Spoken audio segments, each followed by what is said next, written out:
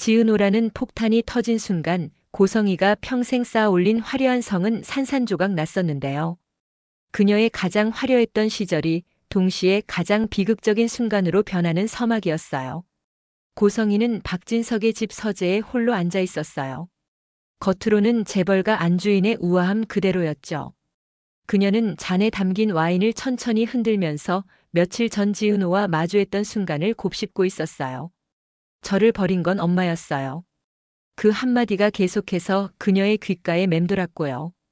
그녀는 흔들리는 눈빛으로 창밖의 밤하늘을 바라봤어요. 그녀의 인생은 사실 언제나 이 밤하늘처럼 불안정했었거든요. 어린 시절부터 지독한 가난을 겪었던 그녀는 성공을 향한 욕망을 삶의 원동력으로 삼아왔었죠. 첫 남편과의 결혼도 딸을 낳고도 그녀는 가난의 그림자에서 벗어나기 위해 발버둥 쳤었다고 해요.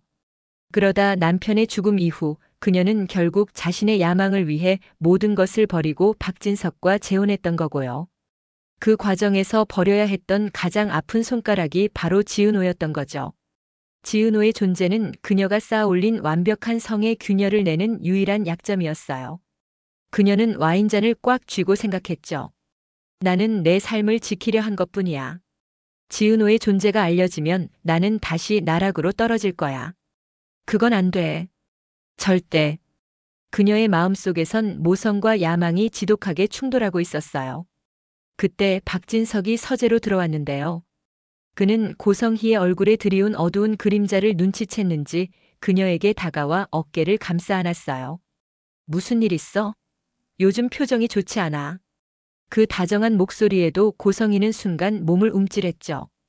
박진석은 아내가 따뜻하고 인간적인 모성을 가진 사람이라고 믿고 재혼했었거든요. 하지만 그녀는 자신의 모성마저도 가난에서 벗어나기 위한 도구로 이용했었는데요. 그녀는 애써 미소를 지으며 말했어요. 아니에요, 여보. 그냥 영나가 걱정돼서요. 그녀는 자연스럽게 대화의 주제를 딸 박영나에게로 돌렸어요. 고성희는 박진석과의 재혼으로 얻은 딸 박영나를 재벌 3세와 엮으려는 계획을 세우고 있었거든요. 이는 자신의 완벽한 위치를 더욱 공고히 하려는 그녀의 치밀한 전략이었어요. 한편 지은호는 자신의 방 침대에 웅크리고 앉아 있었어요. 그녀의 손에는 낡은 인형이 쥐어져 있었는데요. 그녀의 양어머니 정순이가 너한테 엄마는 하나야라고 말했던 순간이 머릿속에 계속 떠올랐었죠. 그녀는 자신이 누구인지 어디에 속해 있는지 혼란스러웠다고 해요. 친어머니에게 버림받았다는 상실감과 그동안 가족이라 믿었던 동생 지강호에게 배신당했다는 아픔이 그녀를 짓눌렀거든요. 그녀는 낡은 인형을 꼭 껴안고 혼잣말을 했어요. 나는 누구지? 정말 엄마가 나를 버린 걸까? 그녀는 자신의 존재가 양어머니와 양남동생에게 오히려 상처를 준 것이 아닌가 하는 죄책감에 휩싸였어요. 가족은 그녀에게 따뜻한 울타리가 아닌 오히려 아픔의 근원이 된 것 같았으니까요. 지은호의 눈에서는 굵은 눈물이 흘러내렸지만 그녀는 소리내어 울지 않았어요. 그녀는 강인한 캔디였지만 그 이면에는 깊은 상처가 숨겨져 있었거든요. 이지혁은 밤늦게까지 카페 창고에 남아 있었어요. 그는 지은호가 일하는 모습을 멍하니 바라봤었죠. 그녀의 얼굴에 드리운 그림자를 보며 가슴이 아팠거든요. 그는 자신이 이기심 때문에 지은호를 밀어냈다고 오해받았지만 사실은 그녀를 지키기 위한 희생이었다는 것을 그녀가 알아주었으면 했어요. 은호야, 내가 너를 얼마나 아끼고 있는지. 그는 지은호를 위해 따뜻한 커피를 내렸었죠. 컵에 김이 모락모락 피어오르는 동안 그는 지은호가 고성희와 만났다는 사실을 알고 있었어요. 박성재가 귀띔해준 이야기였는데요. 박성재는 지은호를 짝사랑하면서도 지혁의 아픔을 알고 그를 걱정했었거든요. 지혁아, 은호가 고성희와 만난다고 하더라. 그녀는 내 파혼 사건의 배후와 관련이 있을지도 몰라. 조심해. 이지혁은 지은호가 고성희라는 폭풍 속으로 뛰어들어가는 것이 아닌가 불안했었는데요. 지은호의 방에서는 그녀의 양동생 지강호가 들이닥쳤어요. 누나, 나 죽을 것 같아. 사채업자들이 나를 쫓아와. 지강호는 지은호에게 돈을 요구했고요. 지은호는 지강호의 끝없는 욕심과 철없는 행동에 지쳐 있었지만 그녀에게 유일한 혈연 가족이라 생각했던 존재였거든요. 하지만 지강호는 친누나도 아니면서 나한테 갑질했냐며 상처를 줬었고요. 지은호는 이제 그에게 어떤 감정을 느껴야 할지 알 수 없었어요. 그녀는 지강호의 배신으로 입양 사실이 폭로되었는데도 그에게 연민을 느끼고 있었죠.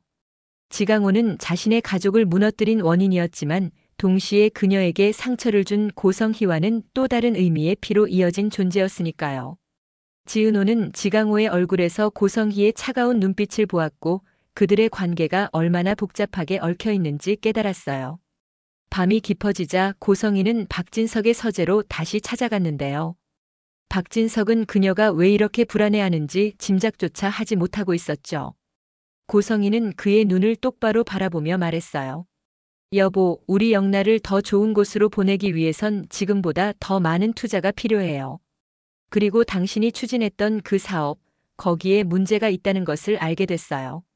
내가 당신을 지켜줄 수 있어요. 하지만 그 대신 지은호를 내게 맡겨요. 내가 알아서 처리할게요. 그녀의 차가운 목소리는 박진석의 심장을 얼어붙게 만들었어요. 그는 처음으로 고성희의 내면에 숨겨진 탐욕을 마주했었죠. 이 사람이 내가 알던 그 따뜻한 모성의 소유자가 맞나? 박진석은 혼란스러웠고요. 이지혁의 결혼 파혼 사건 배후에 자신의 아내 고성희가 얽혀 있다는 것을 상상조차 할 수 없었거든요. 고성희는 박진석의 반응을 보고 미소를 지었어요. 역시 돈 앞에서는 모두가 약해지는 법이지. 그녀는 자신이 원하는 것을 얻기 위해 지은호라는 딸의 존재까지도 철저하게 이용할 준비가 되어 있었어요. 하지만 그녀의 완벽한 계획에 변수가 생겼는데요. 박영나가 우연히 서재 문 앞에서 두 사람의 대화를 엿듣고 있었던 거였죠. 영나는 자신의 엄마가 사실은 지은호의 친엄마이며 그녀를 이용하려는 계획을 세우고 있다는 충격적인 사실을 알게 되었어요. 평생 그림자처럼 엄마의 말에 순종하며 살아왔던 그녀의 눈빛이 흔들리기 시작했었죠. 지은호는 박영나의 이복 동생이기도 했거든요. 과연 박영나는 어떤 선택을 할까요? 그녀는 이 모든 사실을 박성재와 이지혁에게 알릴까요? 아니면 모른 척 침묵을 지킬까요? 욕망과 배신, 그리고 가족이라는 이름의 비극은 이제 걷잡을 수 없는 파국으로 치닫게 될 것 같네요. 다음 편을 기다려주세요. 구독, 좋아요도 잊지 마세요.